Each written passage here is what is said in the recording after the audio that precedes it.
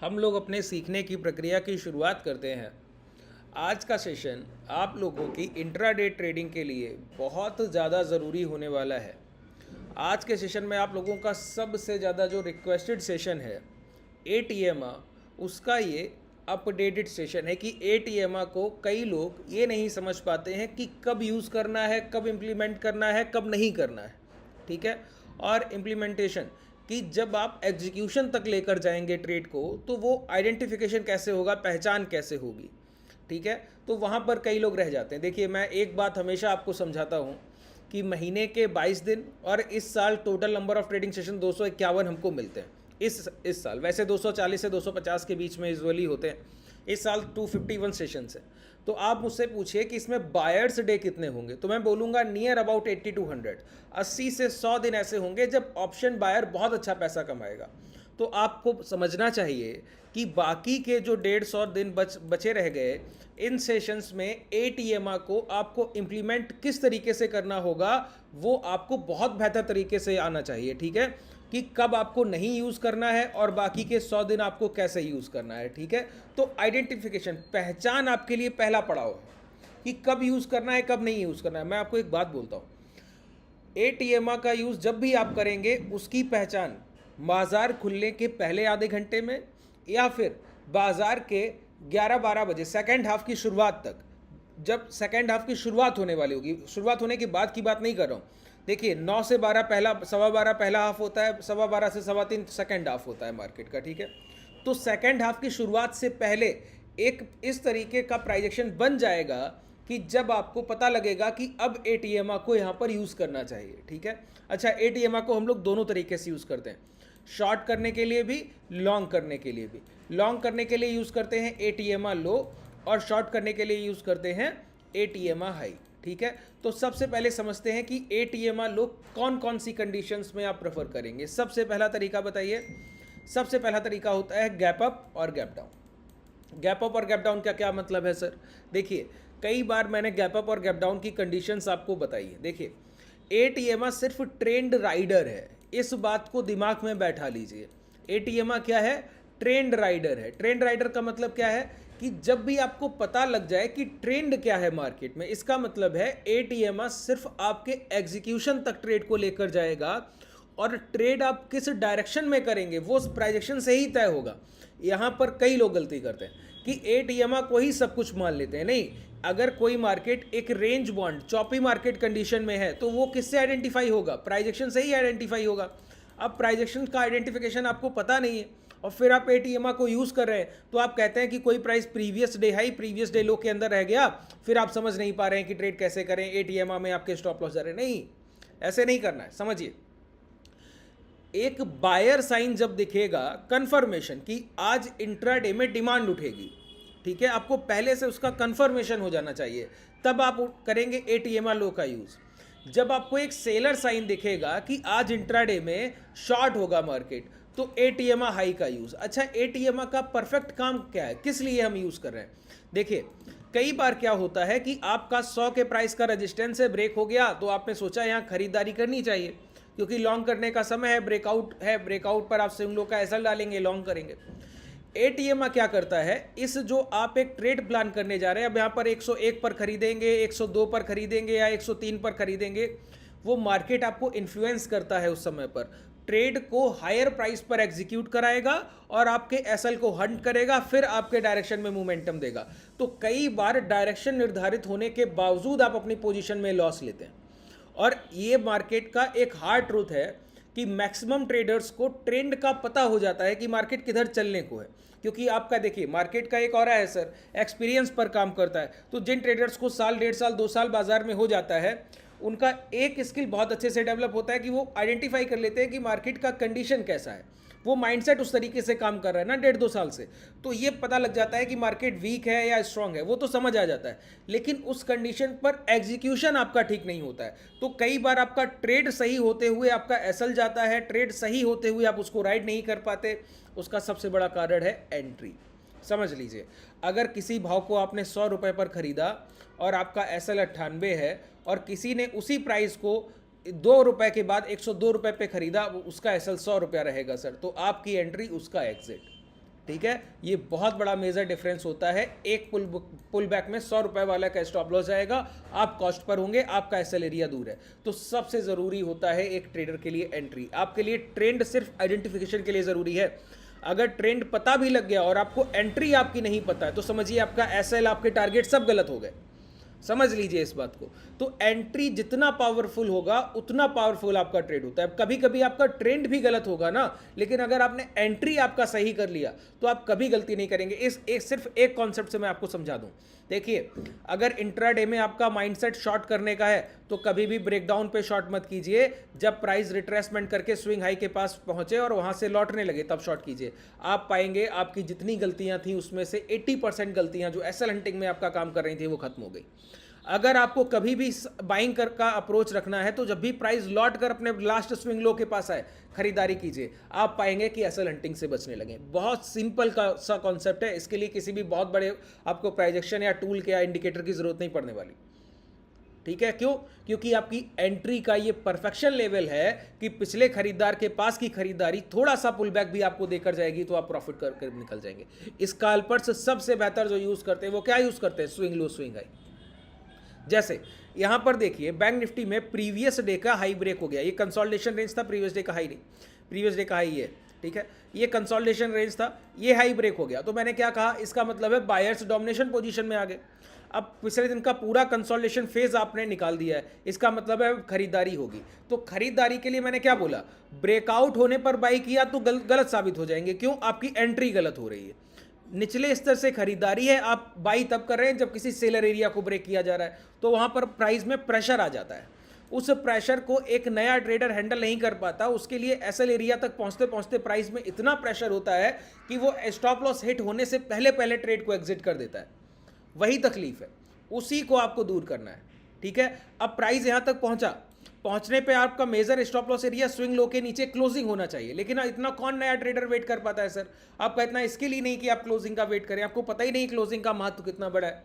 लेकिन अगर आप इसी प्राइस को ये देख लें कि previous day consolidation range break हो गया है, अब हम खरीदारी करेंगे कब? जब प्राइस अपने पिछली डिमांड एरिया के पास पहुंचेगा। तो पिछली डिमांड एरिया के पास आने पर खरीदारी कीजिए। ऐसा ले जाए तो बताइए, यहाँ पर ये ब्रेकआउट एरिया है, ये ब्रेकआउट एरिया, आप यहाँ पे लॉन्ग करेंगे, क्या ले पाएंगे? कुछ नहीं।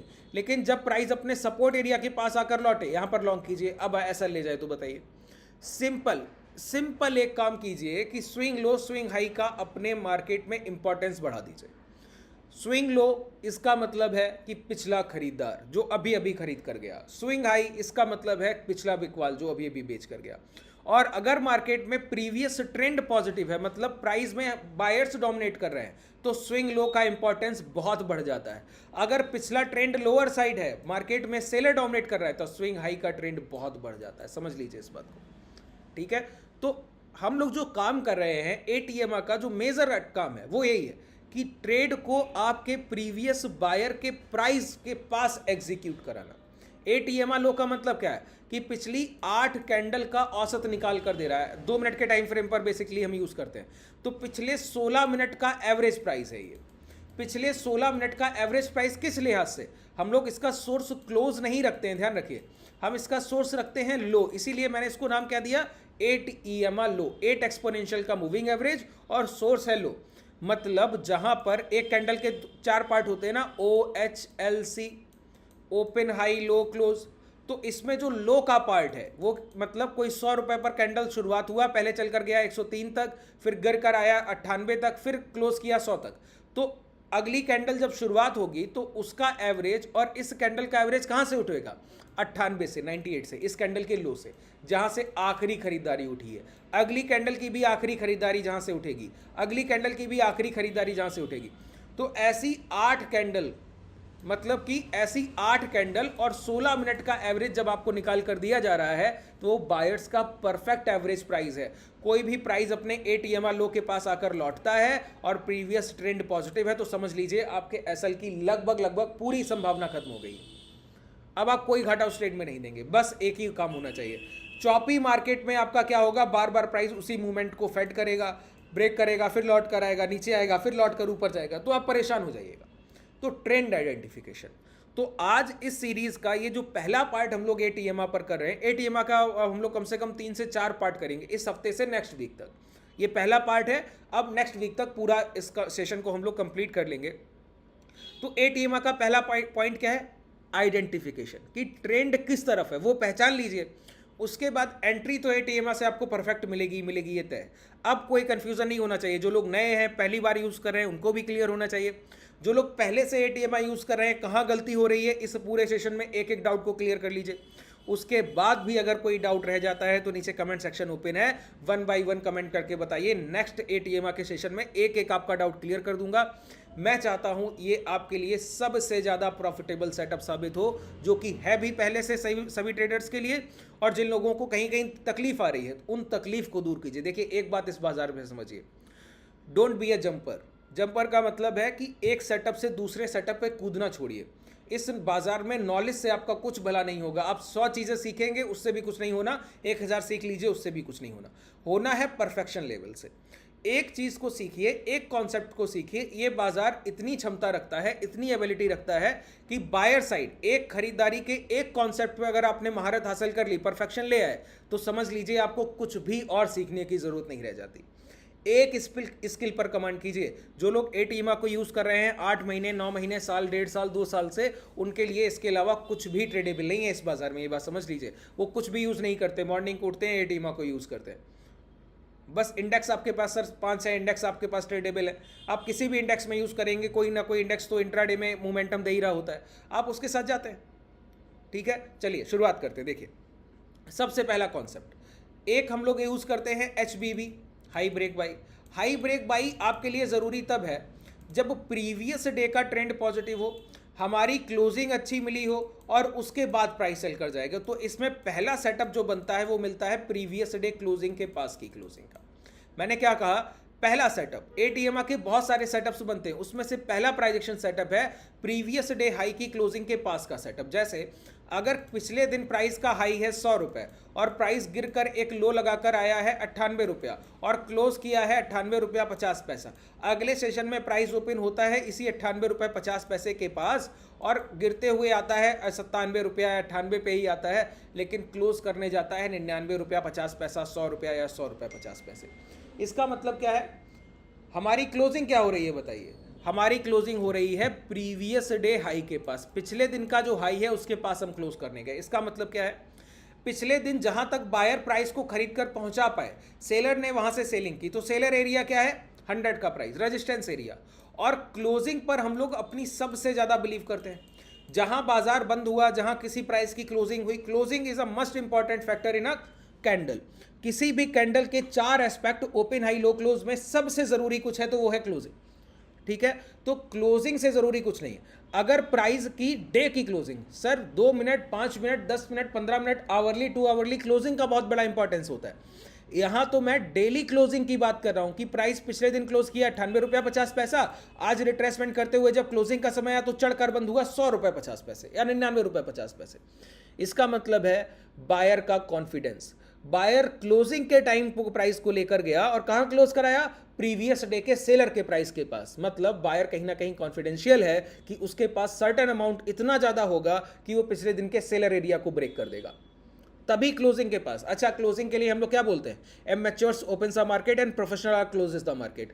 तो बाजार में प्रोफेशनल्स कब अपनी पोजीशंस को बनाते हैं? क्लोजिंग के जस्ट पहले उनकी खरीदारी या बिकवाली की पोजीशन बनेगी। तो पिछले दिन जो बिकवाली करके मार्केट में क्लोजिंग हुई, आज उस बिकवाली को पूरी तरीके से काटा गया, एक पॉजिटिव क्लोजिंग दी गई। ठीक है, तो ये एक आइडेंटिफिकेशन हुआ क्या? पॉजिटिव बायर का। लेकिन ये सिर्फ पहचान है खरीदारी की, अभी खरीदारी की शुरुआत नहीं हुई। अब अगले सेशन के मोमेंटम के लिए अब एक एक पॉइंट आपके लिए बहुत जरूरी है। देखिए, मोमेंटम सेशन का आइडेंटिफिकेशन बताइए। 3 पॉइंट मैं आपको बोलूंगा, ये 3 पॉइंट मेजर हैं। जिन ट्रेडर ने इन 3 पॉइंट्स पर कमांड कर लिया वो पहचान लेगा कि मोमेंटम सेशन का आइडेंटिफिकेशन क्या है। आज एक पॉइंट का हम लोग डिस्कस करेंगे। अगर कोई प्राइस, बहुत ध्यान से एक लाइन को सुनिए, ये लाइन आपके लिए बहुत जरूरी होती है। इंट्राडे ट्रेडर के लिए इससे जरूरी कुछ भी नहीं है, बहुत ध्यान से सुनिएगा। अगर कोई प्राइस अपने पिछले दिन की क्लोजिंग के पास ओपन हो रहा है तो समझ लीजिए आज का दिन ट्रेडेबल हो सकता है, ट्रेंडिंग डे हो सकता है, वन डायरेक्शनल ट्रेंड। इसके बाद अगर किसी प्राइस की क्लोजिंग उसके प्रीवियस डे के हाई के पास हो गई और फिर उसके पास एक आपको आइडेंटिफिकेशन, एक पहचान मिल गई अगले दिन की ओपनिंग से, क्या कि प्राइस जहां पिछले दिन 99 रुपये 50 पैसे पर जैसे बंद हुआ, तो इससे 0.50% ऊपर और 0.50% नीचे गैप अप या गैप डाउन नहीं होना चाहिए, इस रेंज में होना चाहिए। इसका मतलब है प्राइस 100 रुपए के ऊपर और 99 रुपए के नीचे नहीं खुलना चाहिए, लगभग एक औसतन एरिया पकड़ लिया। और जितना पास खुल जाए, जैसे 99 रुपये 50 पैसे की पिछले दिन की क्लोजिंग थी और प्राइस ओपन हो जाए 99 रुपया 20 पैसा, 99 रुपया 50 पैसा ही ओपन हो जाए, 40 हो जाए, 99 रुपया 80 पैसे, ऐसे अगर ओपन हो जाए तो पिछले दिन की कॉस्ट की ओपनिंग एक ट्रेंड को लेकर आती है। ये क्या है? ये एक लॉजिकल स्मार्ट मनी कॉन्सेप्ट इसको बोलते हैं, एसएमसी है ये। कैसे एसएमसी है बताइए? पिछले दिन के बायर्स के पास ही प्राइस खुला है, इसका मतलब है जो बायर्स अपनी पोजीशंस को कैरी करके लाए वो आज होल्ड करेंगे, कल जो लॉन्ग करके गए वो भी एक उम्मीद में होल्ड करेंगे, और नए बायर्स जो ये देख कर गए कि कल की क्लोजिंग अच्छी थी, क्लोजिंग के बाद ओपनिंग भी अच्छी मिली, इसका मतलब है ट्रेंड के फेवर की ओपनिंग है। ठीक है, तो यहां पर बायर्स, इंस्टीट्यूशन बायर खरीद कर गए, रिटेल बायर्स यहां पर बाइंग करेगा, इंट्राडे बायर्स अपनी पोजीशंस को हायर साइड प्लान कर रहा होगा, उसका पॉजिटिव माइंडसेट। तो एक्यूमुलेटर्स एक जगह इकट्ठे हो गए, खरीदारी करने वाले सभी लोगों की पोजीशंस एक प्राइस पर डिमांड क्रिएट करेंगी, तो ऐसे समय पर वॉल्यूम बढ़ता है, वॉल्यूम बढ़ने से डिमांड बढ़ती है, डिमांड बढ़ने से प्राइस में मोमेंटम बढ़ता है। मोमेंटम के लिए फैक्टर क्या है? वॉल्यूम। मोमेंटम के लिए क्या फैक्टर है? वॉल्यूम।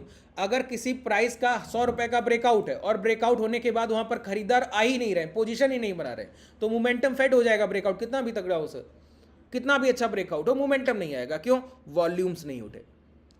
ठीक है, इसी पॉइंट को मैं आपको समझाना चाहता हूं। अच्छा, इसका एग्जांपल लें, अभी रिसेंटली जैसे प्रीवियस सेशन ट्रेड किया गया निफ्टी में यही कंडीशन को ट्रेड किया गया। दिखाऊं मैं आपको, ये देखिए, ये प्राइस का प्रीवियस डे, पिछले दिन का ये क्लोजिंग प्राइस है। अगर आप इसको देखें, 3:15 की क्लोजिंग क्या है? 24 जुलाई का। ठीक है, थोड़ा प्राइस को बड़ा कर लूँ, आसानी से समझिए, बहुत ध्यान से चीज़ों को देखिए, जितना आसानी से देख पाएंगे उतना बेहतर होगा। पिछले दिन के हाई, पिछले दिन की क्लोज के पास जब भी प्राइस लौट कर एक बार लो लगाकर अगले दिन क्लोज करता है ना, हाई और क्लोज के पास, तो समझिए वहां से मोमेंटम लगभग तय होता है, अगर उसकी ओपनिंग भी कॉस्ट पर हो गई। ठीक है, तो ये प्रीवियस डे 24 जुलाई का ये क्या है? क्लोज प्राइस क्या है? 24,442। ठीक है, नेक्स्ट सेशन प्राइस ने गैप डाउन किया, गैप डाउन करने के बाद प्राइस ने पूरी सेलिंग को काटा और क्लोज करने कहां पर पहुंचा? यहां पर देखिए 24,420। पिछले दिन की क्लोजिंग क्या है? 440। आज की क्लोजिंग क्या है? 25 तारीख की क्लोजिंग क्या है? 420। तो 440 से 420, इसका मतलब है पिछले दिन की क्लोजिंग के पास जाकर मार्केट ने क्लोज किया। देखिए, ये आइडियल कंडीशन मैंने आपको एक बार समझा दी, अब आपका आइडेंटिफिकेशन बहुत आसान हो जाएगा। ठीक है, अब मैंने क्या कहा, अगर ऐसे किसी भी प्राइजेक्शन बिहेवियर के बाद जो बायर साइड हो पॉजिटिव क्लोजिंग कर गया हो, सेलर के पास क्लोज कराया हो, यहां देखिए कवर अप करके क्लोज किया, यहां से इतना बड़ा गैप डाउन मिला, पूरा कवर अप करके क्लोज किया 200 से 440। सोचिए 200 पॉइंट का इंट्राडे डायरेक्शनल मोमेंटम जब आपने इतना बड़ा गैप डाउन किया हो। ठीक है, तो अगले सेशन की ओपनिंग ये 9/15 का 26 जुलाई का कैंडल है सर, 26 जुलाई का फ्राइडे का पहला कैंडल ये, और इस कैंडल ने क्या किया? प्रीवियस डे की क्लोजिंग 415 और ये ओपन हुआ 423। इसका मतलब है कॉस्ट टू कॉस्ट की ओपनिंग, सी टू सी की ओपनिंग। बात क्लियर हुआ? तो एक आपका ये सेटअप बन गया पूरी तरीके से। अब आपके लिए एक ट्रेंड राइडर की आपकी परफेक्ट एंट्री होनी चाहिए। इंट्राडे में आप पूरे दिन पैसा बनाएंगे सर, होल सेशन आपके लिए, पूरा इंट्राडे सेशन आपके लिए। आप 2 ट्रेड करेंगे, 4 ट्रेड करेंगे, जितना एटीएम से आपको अपॉर्चुनिटी मिले उतना ट्रेड एग्जीक्यूशन कीजिए। सिंगल टाइम आपका ऐसा लेकर नहीं जाएगा। क्यों? ये बायर्स बिहेवियर है, डिमांड उठ गई है, पता लग रहा है कि बायर्स यहां पर खरीदारी करेंगे ही करेंगे, और जो खरीदार मोमेंटम लेकर आ रहा है वो अपने पिछले 16 मिनट के औसत के नीचे कभी क्लोजिंग नहीं चाहता है। एक कैंडल क्लोज करेगा, अगला कैंडल ऊपर आएगा, आपके सामने दोबारा एंट्री और आपके सामने target SL swing low. Simple. SL बहुत छोटा होता है 2 मिनट के टाइम फ्रेम में, आप सभी को पता है, इसीलिए हम लोग यूज करते हैं। देखिए, अब पहली कैंडल ने क्या किया? प्रीवियस डे की ये क्लोजिंग प्राइस जो लगे हुए थे इन्हीं को ब्रेक कर दिया, ब्रेक किया। आपको कंफर्मेशन हो गया, आइडेंटिफिकेशन हो गया कि अब आपको खरीदारी करनी चाहिए। अब देखिए, एक बार खरीदारी करके आप कहां तक राइड कर लेंगे? नहीं ना। तो आपको क्या चाहिए? इंट्राडे ट्रेडर को चाहिए कि एंट्री, और एंट्री के बाद जैसे ही आपका ट्रेड प्रॉफिटेबल है एग्जिट, फिर दोबारा एंट्री, फिर प्रॉफिटेबल है, फिर एग्जिट, फिर एंट्री, फिर प्रॉफिटेबल है, फिर एग्जिट। जितनी बार आप ये प्रक्रिया दोहराएंगे उतनी बार आप प्रॉफिटेबल होंगे। इंट्राडे ट्रेडर की सबसे बड़ी गलती पता है क्या है? वो जब भी कोई ब्रेकआउट होता है तो एक पोजीशन ब्रेकआउट के बाद बनाता है, फिर उसको कैरी करने की कोशिश करता है बहुत लॉन्ग टर्म, और यहाँ पे फेलियर क्या होता है, प्राइस एक मोमेंटम देगा फिर एक पुल बैक देगा, और वो छोटा सा पुल बैक बायर का पूरा प्रॉफिट लेकर जाता है, क्योंकि थीटा डिके टाइम की ऑप्शन बायर की वैल्यू को डिके कर देता है अगर आपने 2-3 घंटे प्राइस को होल्ड किया। तो मैं यहाँ पर एक टर्म यूज़ करता हूँ जो कि बड़ा रफ टर्म है, यूज़ इसलिए करता हूँ कि आपका उससे माइंड एक बार टच करे उस टर्म को, तो आपको समझ आए कि आपको बनना क्या है। ऑप्शन बायर चोर होता है सर, बहुत ध्यान से सुन लीजिए। ऑप्शन बायर चोर होता है। चोर का मतलब समझते हैं कि जो भी चीज़ चाहिए उसको चुराया और लेकर दौड़ गए, ठीक है। तो अगर आपकी एंट्री होने के बाद आपका ट्रेड प्रॉफिटेबल हुआ तो आपको अपने टारगेट के लिए नहीं, आपको अपनी एग्जिट के लिए सोचना है। जितनी जल्दी हो सके उस ट्रेड से निकलिए, क्योंकि दूसरा अपॉर्चुनिटी आपका फिर वेट कर रहा है।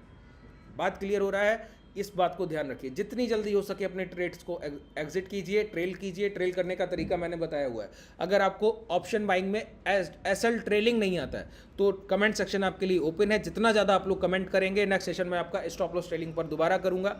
पहले भी मैंने किया हुआ है, प्रीवियस सेशन को देखना हो तो कमेंट सेक्शन में आप कमेंट करके बता ही सकते हैं, और प्रीवियस सेशन के लिए डिस्क्रिप्शन में टेलीग्राम और व्हाट्सएप कम्युनिटी का लिंक है, उसको ज्वाइन करके देखिए, ठीक है।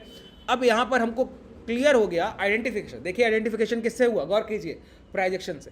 एक सेटअप से आइडेंटिफाई किया कि आज का दिन बायर्स डे, सेलर डे नहीं है, चॉपी मार्केट नहीं, बायर्स डे, पहचान गए। अब हमको क्या करना है, अब हमारा काम आता है एटीएमआ का। सर क्या काम आता है बताइए, एटीएमआ का। आइडेंटिफाई कर लिया, इसको ऐसे मार्क करके रखिए, ठीक है। मूविंग एवरेज पर क्लिक कीजिए। कैसे इंप्लीमेंट करते हैं समझ लीजिए। मूविंग एवरेज पर क्लिक किया। मूविंग एवरेज पे क्लिक करने के बाद यहाँ पर आपको 8 एक्सपोनेंशियल को इस तरीके से लगा देना है, और इसके बाद लो का यूज़ करना है। जब भी लॉन्ग करेंगे तो लो का यूज़ करेंगे। शॉर्ट के लिए अलग सेशन करूंगा, मैं वहाँ पर बताऊंगा।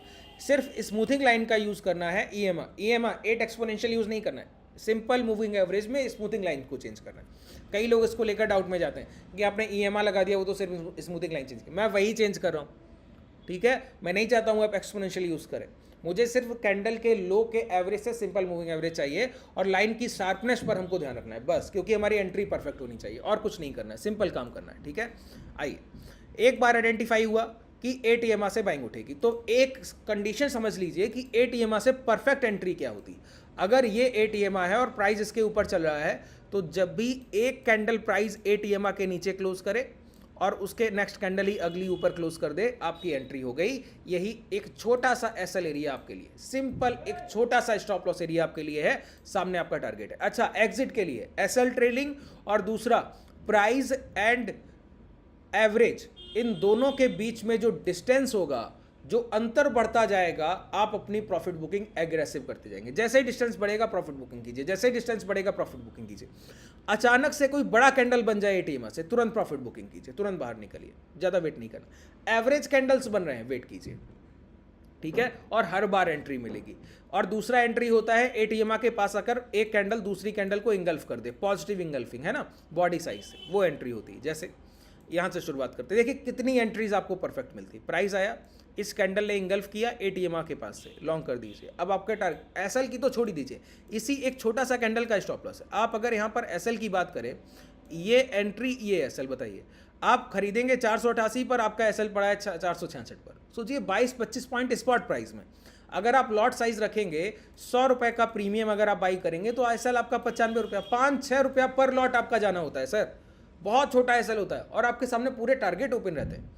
सेकंड एंट्री, ये देखिए प्राइस जैसे ही नीचे आया, नेक्स्ट कैंडल तुरंत ऊपर गया, एंट्री आपके सामने टारगेट। इतने छोटे एसएल के सामने ये टारगेट बहुत बड़ा टारगेट होता है। यहाँ पर आइए, ये नीचे आया, अगली कैंडल है ऊपर, ये आपके लिए एंट्री, ये एसएल। अब बताइए आपके सामने क्या ही टारगेट रखिएगा आप। यहाँ पर आइए, ये आपका एंट्री, और ये आपका यहाँ पर ये कैंडल क्लोज किया। अब यहाँ पर बहुत ध्यान से देखिए, हमारा किसी भी प्राइस का जो एसएल एरिया होता है वो सिर्फ टच करने का नहीं होता है, क्लोज बेसिस का होता है। यहाँ पर इस पॉइंट को बहुत ध्यान से समझिए, ये मेरा एक एंट्री पॉइंट है, ठीक है। ये बहुत ज़रूरी होता है, इसको समझ लिया तो समझ लीजिए लाइफ जिंगल वाला है ना। देखिए ये आपने एंट्री किया, एंट्री के बाद इस स्विंग लो का स्टॉप लॉस, तो बायर अपने प्राइस से दोबारा बाइंग उठाने आ सकता है। सेलर तब सक्सेसफुल है जब इस लास्ट स्विंग लो के नीचे एक कैंडल क्लोज करा दे। तो अगर आप गौर करें तो ये लास्ट कैंडल इसको टच करके जा रहा है, क्लोज नहीं कर रहा है। इस रेंज के नीचे अगर ये क्लोज कर देता तब आपका एसएल एरिया होता है, ठीक है। तो कभी भी स्विंग लो या स्विंग हाई का स्टॉप लॉस लिया कीजिए तो क्लोज बेसिस पर, और 2 मिनट की कैंडल आपका कोई बहुत बड़ा पैसा ले नहीं जाएगी, और जब आपका ट्रेंड आपके फेवर में तो बिल्कुल नहीं ले जाएगी, ठीक है। वो लोअर विक बनता ही बनता है तय, ठीक है। अब दोबारा प्राइस ऊपर चल कर गया, आप यहाँ पर फिर एंट्री कीजिए, अब आपके सामने फिर टारगेट है। कितना ही टारगेट लीजिएगा सर, हर बार की बात यही, ठीक है। यहाँ पर आप एंट्री कीजिए, फिर आपके सामने टारगेट है। जितनी बार ऐसे पॉसिबिलिटीज बनेंगी उतनी बार आपके सामने टारगेट है। यहाँ पर आकर ये प्राइस ऊपर गया, ये स्विंग लो का आपका स्टॉप लॉस है, इसके नीचे एक कैंडल क्लोज अप बाहर, आपके सामने टारगेट है। यहाँ पर प्राइस नीचे आया, ये आपका एंट्री, आपके सामने टारगेट है। एक सिंगल ट्रेड आपका स्टॉप लॉस ट्रिगर नहीं करेगा अगर आपने ट्रेंड का आइडेंटिफिकेशन सही कर लिया, और अगर ट्रेंड का आइडेंटिफिकेशन सही नहीं है तो फिर तकलीफ है, ठीक है। तो ट्रेंड का आइडेंटिफाई कीजिए, और जब भी आपको देखिए चॉपी मार्केट हो, इस तरीके से previous day high previous day low break ना हो रहे हो, प्राइस की क्लोजिंग गैप अप और क्लोजिंग के बाद प्राइस थोड़ा गैप अप और गैप डाउन किया हो, और वो भी प्रीवियस डे हाई लो के अंदर हो रहा हो, तो मतलब ट्रेंड है ही नहीं बाजार में, आप क्या ऑप्शन बाइंग कीजिएगा। सपोर्ट रेजिस्टेंस प्ले करना है, तो जब भी प्राइस अपने रेजिस्टेंस के पास पहुंचे एटीएम हाई, जब भी प्राइस अपने सपोर्ट के पास पहुंचे एटीएम लो। सिंपल आपके लिए सेटअप है, कुछ भी एक्स्ट्रा ऑर्डिनरी यूज नहीं करना, ठीक है। अगर इसके बावजूद इस सेशन में अगर आपको कोई डाउट रह गया हो तो मुझे नीचे कमेंट सेक्शन में बताइएगा। अगर आप हमसे जुड़ना चाहें तो डिस्क्रिप्शन में आपके पास contact detail, telegram, WhatsApp community का लिंक है। धन्यवाद।